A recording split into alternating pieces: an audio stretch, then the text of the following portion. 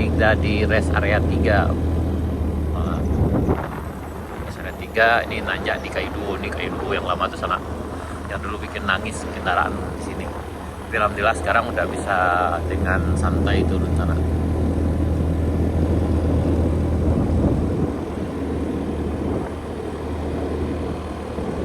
Kita menuju puncak kayu duo. Jadi turun dari puncak ke bawah ini ada sekitar 23 meter sana. Kalau yang di bawah tuh sampai 30. Kalau di dari puncak sekali, dari paling puncak itu ada sekitar 40 meter. Ini kayu duo yang lama, puncak kayu duo. Yang di sini ada Sultan Mudo dulu. Dan kemungkinan Sultan Mudo nanti akan buka warung lagi di sini sana, di tempat ini ya. Nah, di bagian sini sana ada.